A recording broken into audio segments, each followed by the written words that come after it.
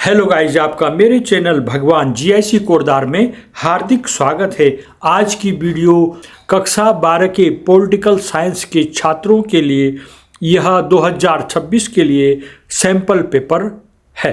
प्रश्न: सोवियत संघ की अर्थव्यवस्था की कौन सी विशेषता उसे पूंजीवाद से भिन्न बनाती थी? मुक्त बाजार, निजी उद्यम का प्रोत्साहन, केंद्रीकृत आर्थिक योजना, विदेशी निवेश को बढ़ावा। उत्तर है इसका केंद्रीकृत आर्थिक योजना। प्रश्न: गोर्बाचेव द्वारा शुरू किए गए पेरेस्ट्रोइका सुधार का मुख्य उद्देश्य क्या था? समाजवाद को समाप्त करना, अर्थव्यवस्था और राजनीति में लचीलापन लाना, पूंजीवाद को अपनाना, सोवियत संघ को विभाजित करना।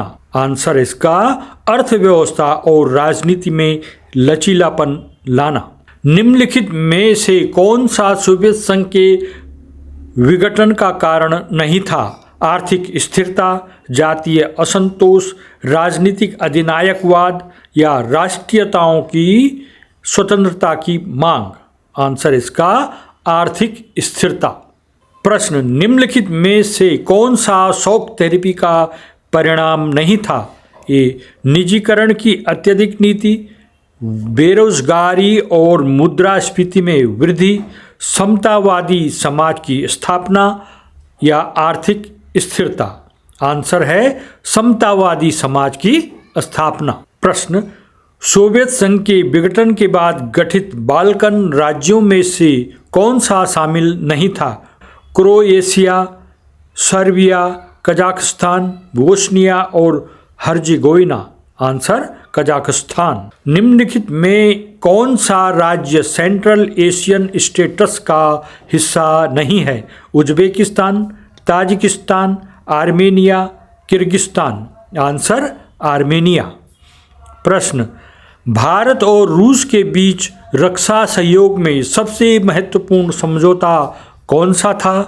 1971 भारत सोवियत संधि, 1993 भारत रूस शांति संधि, 2000 रणनीतिक साझेदारी समझौता या 2015 रक्षा सहयोग समझौता।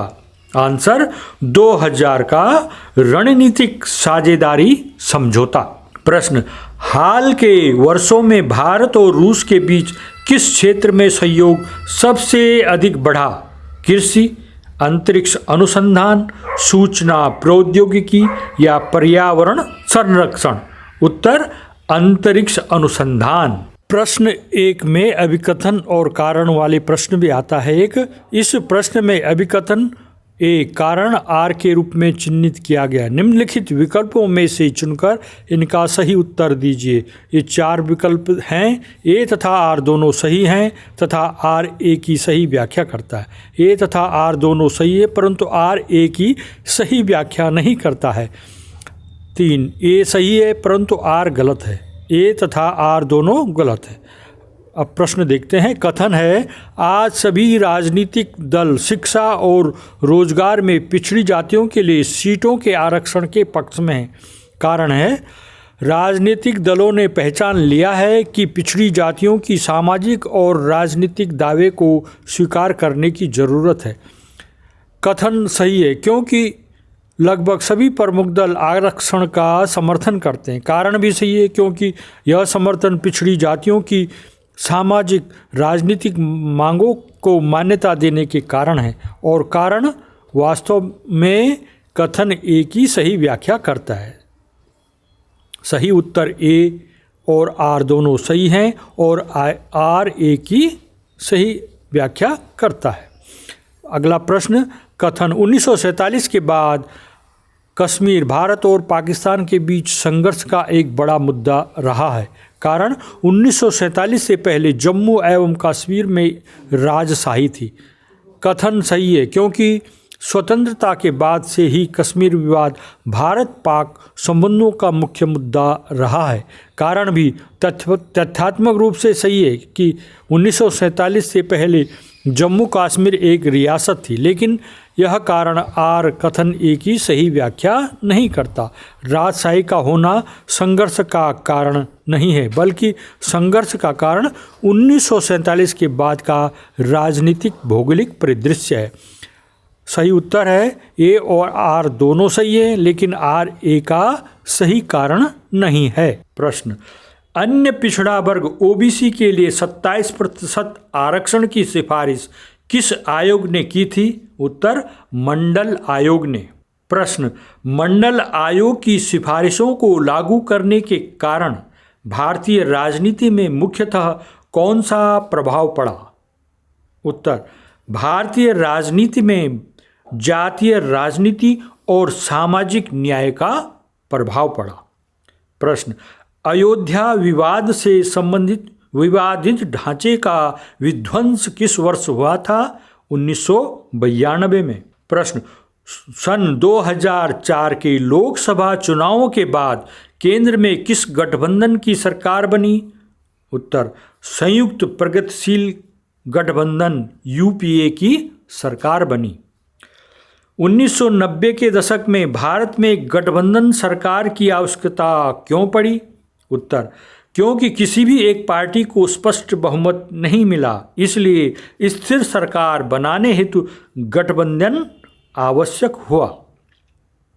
प्रश्न, भारतीय राजनीति में धर्मनिरपेक्षता की चुनौतियों को उजागर करने वाली प्रमुख घटना कौन सी थी? उत्तर, अयोध्या विवाद और बाबरी मस्जिद विध्वंस। प्रश्न, 1996 से 1999 के बीच भारत में कितनी गठबंधन सरकारें बनी और गिर गईं? इस अवधि में 3 गठबंधन सरकारें बनी और गिर गई। प्रश्न, आसियान संगठन की स्थापना कब हुई थी? किन देशों ने इसकी स्थापना की? बाद में इसमें कौन से देश शामिल हुए? उत्तर, आसियान दक्षिण पूर्व एशिया देशों का संगठन की स्थापना 1967 में हुई थी। इसकी स्थापना के समय 5 देशों इंडोनेशिया, मलेशिया, सिंगापुर, थाईलैंड और फिलीपींस ने बैंकॉक घोषणा पर हस्ताक्षर किए थे। 1967 के बाद इसमें 5 अन्य देश शामिल हुए, लाओस, ब्रुनेई, कंबोडिया, वियतनाम और म्यांमार। प्रश्न, अंतर्राष्ट्रीय मुद्रा कोष IMF का मुख्य उद्देश्य क्या है? इसमें कितने देश सदस्य हैं? अंतर्राष्ट्रीय मुद्रा कोष IMF का मुख्य उद्देश्य विश्व में मुद्रा के व्यापार को बढ़ावा देना और विकासशील देशों की अर्थव्यवस्थाओं के उदारीकरण को प्रोत्साहित करना है। वर्तमान में इसमें 182 देश सदस्य हैं। IMF ने वैश्वीकरण में भी महत्वपूर्ण भूमिका निभाई है। हालांकि कई विकासशील देशों की शिकायत रहती है कि इसकी नीतियां भेदभावपूर्ण होती हैं और विकसित देशों के पक्ष में झुकी रहती हैं। प्रश्न, 1992 में रियो डी जेनेरियो में आयोजित पृथ्वी सम्मेलन में कौन कौन से महत्वपूर्ण पहल किए गए और UNFCCC की क्या भूमिका रही?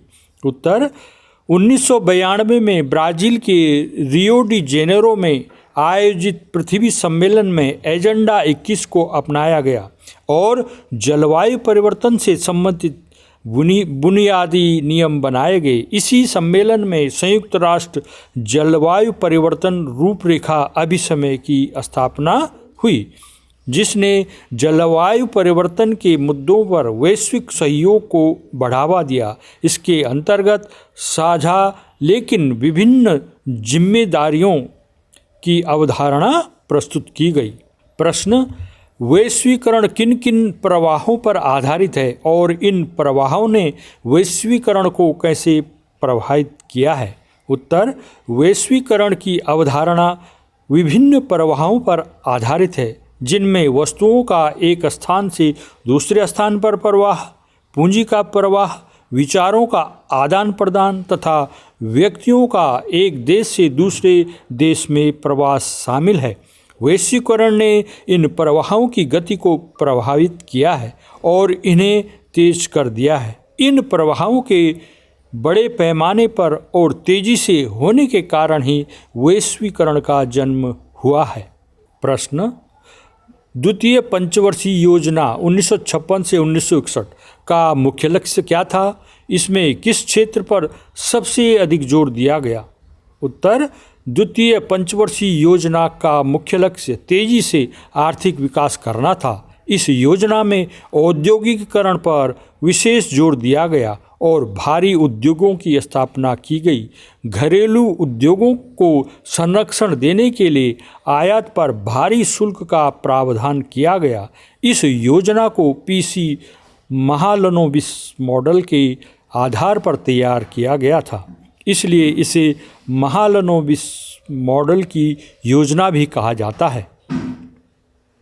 प्रश्न, 1949 की समाजवादी क्रांति के बाद चीन में हुए प्रमुख आर्थिक और राजनीतिक सुधारों का वर्णन कीजिए। इनमें 1972, 78, 88, 98 और 2001 के महत्वपूर्ण घटनाक्रमों को शामिल करें। उत्तर लिखेंगे आप। 1949 में माओ के नेतृत्व में समाजवादी क्रांति के बाद चीन में चीनी गणराज्य की स्थापना हुई। शुरुआत में चीन ने अपनी सीमाएं बंद रखीं, लेकिन 1972 में अमेरिका से संबंध बनाकर आर्थिक एकांतवास समाप्त किया। 1973 में झोउ एनलाई ने कृषि, उद्योग, सेवा और विज्ञान प्रौद्योगिकी के विकास का विचार प्रस्तुत किया। 1978 में देंग सियाओपिंग ने खुले द्वार की नीति लागू की और आर्थिक सुधार किए, जिससे अंतर्राष्ट्रीय व्यापार बढ़ा। इसके बाद चीन में विशेष आर्थिक क्षेत्र बनाए गए, जहां एनएनसी को सुविधाएं देकर विदेशी निवेश आकर्षित किया गया। 1988 में कृषि क्षेत्र में और 1998 में उद्योग क्षेत्र में सुधार किए गए। अंततः 2001 में चीन विश्व व्यापार संगठन WTO का सदस्य बना। संयुक्त राष्ट्र संघ UNO की स्थापना कब हुई थी? शीत युद्ध और उसके बाद के काल में इसकी क्या भूमिका रही? उत्तर, संयुक्त राष्ट्र संघ UNO की स्थापना 1945 में हुई थी। शीत युद्ध के दौरान इसने कोरिया युद्ध और इराक युद्ध जैसे संघर्षों को सुलझाने और शांति स्थापित करने में महत्वपूर्ण भूमिका निभाई। 1991 में सोवियत संघ की विघटन के बाद एक ध्रुवीय विश्व में भी UNO ने शांति बनाए रखने, निशस्त्रीकरण को बढ़ावा देने और युद्धों को रोकने के प्रयास किए। आज UNO में 193 देश शामिल हैं। यह संगठन शांतिपूर्ण वार्तालाप, संघर्ष समाधान, विकासशील देशों की सहायता, रंगभेद का विरोध, मानवाधिकारों की रक्षा और परमाणु हथियारों के प्रसार को रोकने जैसे क्षेत्रों में कार्य करता है। प्रश्न, सिंडिकेट क्या था? इसके गठन, भूमिका और कांग्रेस में हुए विभाजन के कारणों का वर्णन कीजिए। उत्तर, 1960 के दशक में कांग्रेस के वरिष्ठ और अनुभवी नेताओं का एक अनौपचारिक समूह बना, जिसे सिंडिकेट कहा गया। इसमें कामराज, निजलिंगप्पा, अतुल्य घोष, संजीव रेड्डी जैसे नेता शामिल थे। सिंडिकेट ने कांग्रेस की नियुक्तियों और कार्यक्रमों को तय करने में महत्वपूर्ण भूमिका निभाई। पंडित नेहरू की मृत्यु के बाद लाल बहादुर शास्त्री को प्रधानमंत्री बनाने और शास्त्री जी की मृत्यु के बाद इंदिरा गांधी को प्रधानमंत्री बनाने में भी सिंडिकेट की अहम भूमिका रही। बाद में इंदिरा गांधी और सिंडिकेट के बीच मतभेद बढ़े, जिससे कांग्रेस का विभाजन हुआ। सिंडिकेट कांग्रेस ओ में रहा और इंदिरा गांधी कांग्रेस आई में। 1971 के चुनाव में सिंडिकेट की कांग्रेस को हार का सामना करना पड़ा और इंदिरा गांधी की कांग्रेस विजयी रही। इसके बाद सिंडिकेट का प्रभुत्व समाप्त हो गया। इस तरह से ये दीर्घ उत्तरीय प्रश्न है, इनको आप तैयार कर लीजिएगा। शॉक थेरेपी की सकारात्मक तथा नकारात्मक प्रभावों का वर्णन कीजिए। दूसरा, भारत और बांग्लादेश की संबंधों का विस्तृत वर्णन कीजिए।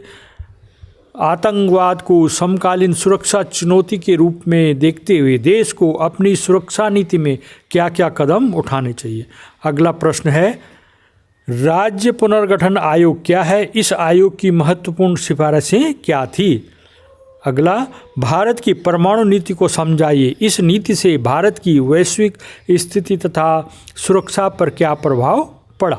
लास्ट प्रश्न अनुच्छेद वाला आता है, इसको देखिए। निम्नलिखित अनुच्छेद को ध्यानपूर्वक पढ़िए तथा इसकी नीचे दिए गए प्रश्नों के उत्तर देने हैं। हजारिका का एक गीत, यह गीत एकता की विजय पर आधारित है। इसमें पूर्वोत्तर के 7 राज्यों को एक ही माँ की 7 बेटियां कहा गया है। मेघालय अपने रास्ते निकल गई, अरुणाचल भी अलग हो गई और मिजोरम असम के द्वार पर दूल्हे की तरह दूसरी बेटी से ब्याह रचाने को खड़ा है। इस गीत का अंत असमी लोगों की एकता बनाए रखने के संकल्प के साथ होता है और इसमें समकालीन असम में मौजूद छोटी छोटी कौमों को भी अपने साथ एकजुट रखने की बात कही गई है। कर्बी और मिजिंग भाई बहन भी हमारे ही प्रियजन हैं। अब इस पर आधारित प्रश्न देखते हैं।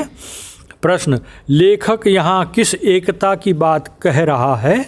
उत्तर, लेखक असम और पूर्वोत्तर के 7 राज्यों के बीच सांस्कृतिक और भावनात्मक एकता की बात कर रहा है।